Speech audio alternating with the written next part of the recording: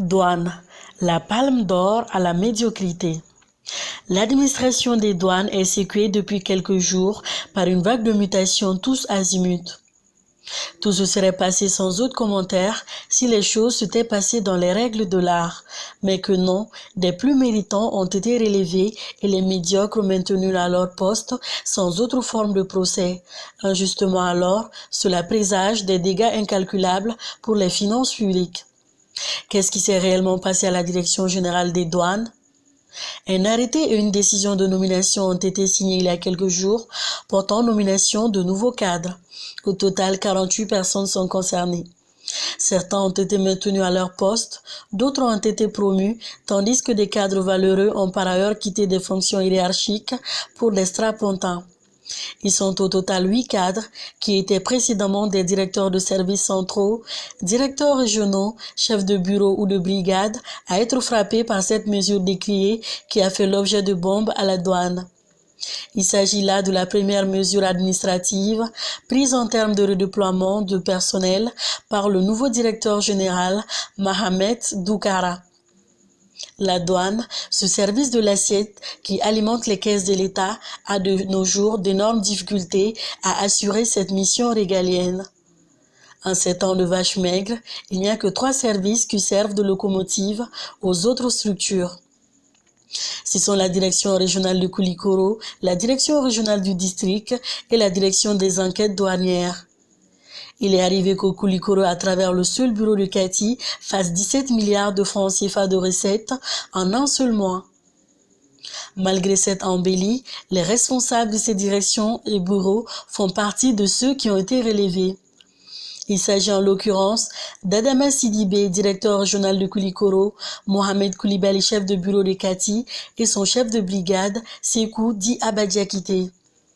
En reconnaissance de ses performances de recettes et records, Kati avait reçu les félicitations du ministre de l'Économie et des Finances. Ces nominations controversées donnent l'image d'une douane qui a été sévrée de sa matière grise, de ses plus gros travailleurs et pourvoyeurs de fonds. Des chefs de bureau défaillants et promus. Dans le même temps, les tenants des bureaux défaillants ont été maintenus ou ont eu des promotions. Les directions régionales de Kayes, Ségou et même de Sikasso, d'où est venu l'actuel DG, sont dans le lot des bureaux à problème et qui ne parviennent même pas à assurer leur part de recettes. En dépit de cela, dans ces bureaux, soit leurs chefs sont restés sans être inquiétés ou remplacés par des cadres dont la capacité à faire remonter la pente n'est pas avérée. Le cas le plus grave reste celui du bureau du pétrole. Il peine à réaliser 12 milliards de francs CFA par mois contre un plafond de 17 milliards de francs CFA réussi par l'ancien chef de bureau Mamadou Traoré. Le fameux bureau traîne une ardoise de 7 milliards de francs CFA d'impayés de frais de dédouanement de carburant. Son chef, Amadou Traoré, qui devait même être sanctionné pour faute professionnelle en ayant laissé filer des droits de douane, n'a pas bougé d'un iota.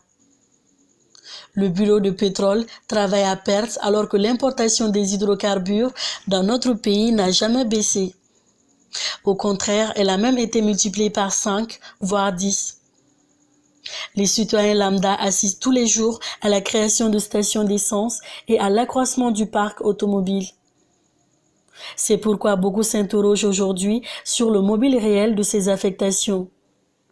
Un acte derrière lequel est vue la main de l'ancien DG Modibo Kane Keïta, dont l'avis est généralement requis par le président de la République pour la nomination des directeurs des douanes depuis son départ à la retraite. Maître Keïta en profite pour placer ou maintenir ses hommes de main à des fonctions jugées importantes au détriment des objectifs de recettes. Dans un pays où l'économie est essentiellement basée sur les recettes intérieures, l'État doit redoubler de vigilance pour éviter certains dérapages au relais mafieux dans des services aussi stratégiques que la douane. Depuis la crise politico-sécuritaire de 2012, les partenaires financiers du Mali ont cessé de donner de l'argent frais au gouvernement pour combler les déficits budgétaires ou prendre en charge le paiement des salaires des fonctionnaires et autres. L'État n'a d'autre recours que les fonds générés par l'apurement des taxes et impôts recouvrés principalement par les services de l'assiette contre la douane, les impôts, etc.